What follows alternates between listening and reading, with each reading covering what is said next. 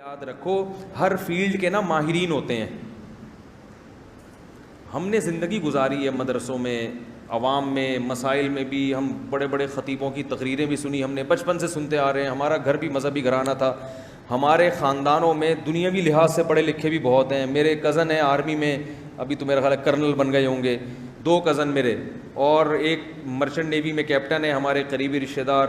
تو ہمارے جو خاندان ہے اور کزنیں بھی پڑھی لکھی ہیں, ڈاکٹر ہیں, ہر طرح کا طبقہ الحمدللہ ہمارے خاندان میں. بہت قریبی رشتہ داروں میں دنیاوی لحاظ سے بھی پڑھا لکھا موجود ہے, اور باپ دادا سے جو ہمارا گھرانہ تھا وہ ویسے ہی دینی گھرانہ تھا الحمدللہ. تو میں نے خطیبوں کو بھی سنا ہے ہر طرح. بچپن میں ہم سب جگہ جایا کرتے تھے, سارے جلسے اٹینڈ کرتے تھے. تو کچھ چیزیں انسان تجربے سے سیکھتا ہے, وہ کتابوں میں نہیں ہوتی. وہ کیا تجربہ ہے کہ جو جس فیلڈ کا ماہر ہونا, اس کی معلومات صرف اسی سے لی جائیں, اس کے علاوہ کسی اور سے نہیں لی جائیں.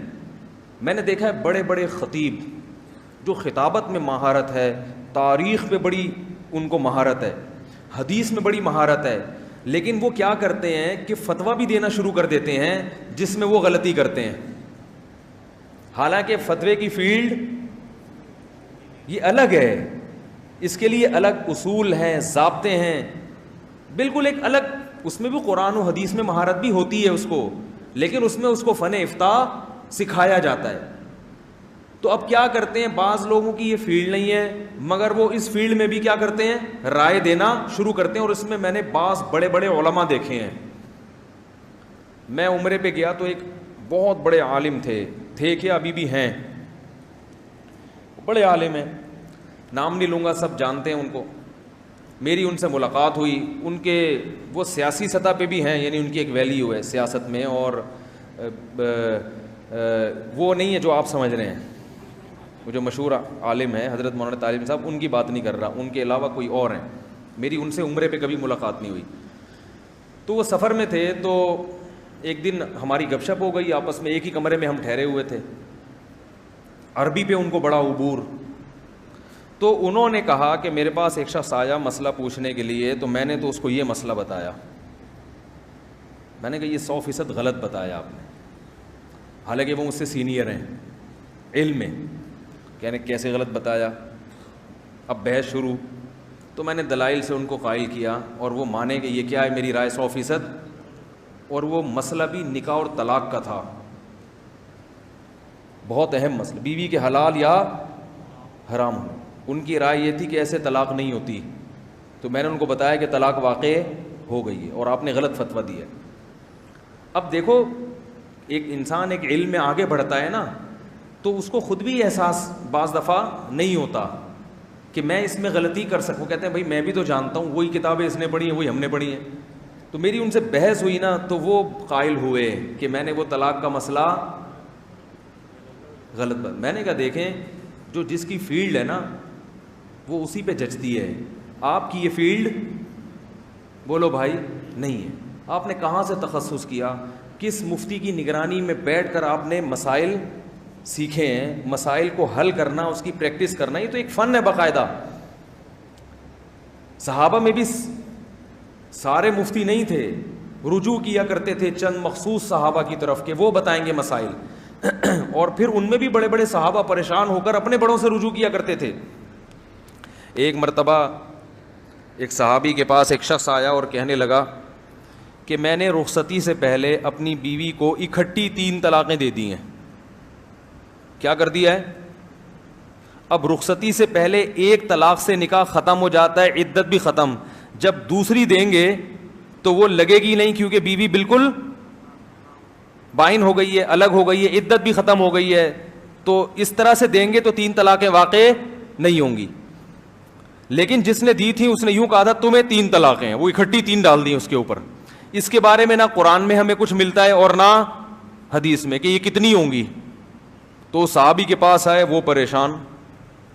وہ حضرت ابو ہریرہ کے پاس گئے, اور میں بھول گیا بہت پہلے یہ واقعہ ہم نے, بلکہ میں نے اپنی کتاب میں یہ لکھا بھی ہے, طلاق ثلاثہ والی جو میری کتاب ہے وہ ابھی چھپی نہیں ہے, کمپوز ہوئی بھی ہے. تو اب وہ صحابہ پریشان کہ اس کو ہم 1 قرار دیں یا 3. تو حضرت ابو ہریرہ کے پاس آئے, کہا قد جاءت کا معضلہ, ایک مشکل مسئلہ آ گیا ہے آپ کے پاس, اس کو حل کریں. کیا کریں بھائی, ٹھیک ہے نا. اور بھی صحابہ تھے.